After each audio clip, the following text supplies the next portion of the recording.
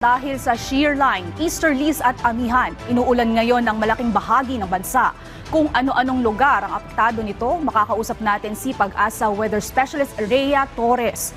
Magandang gabi po, Ms. Rhea. Si Sheila Salaysay po ito ng Balitang Pambansa.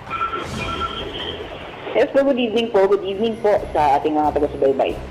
Ms. Rhea, magpapatuloy po ba ang epekto ng tatlong weather systems na sa alinmang panig ng ating bansa?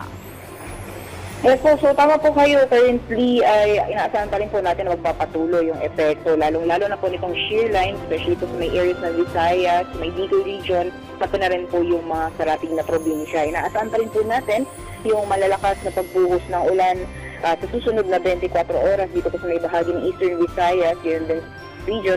And possible by tomorrow, unti-unti na po itong ihina, ngunit asahan pa rin po natin yung maulan na panahon dito po sa may eastern sections ng Luzon. Dulot pa rin po yan na epekto ng amihan, pati na rin po nitong shear line, kaya doble ingat pa rin po sa ating mga kabayan.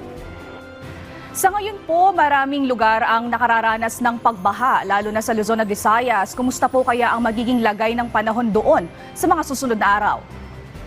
Yes po, for Visayas area, naasahan po natin for the next 24 hours, expected pa rin po natin yung malalakas na buhos ng ulan. Possible by tomorrow, improving na po yung weather conditions natin in terms of pag-ulan po. So bukas, maaaring for Visayas area, unti-unti na pong humina yung mga pag-ulan, and possible by this coming Wednesday ay umaliwalas naman po yung panahon sa Visayas.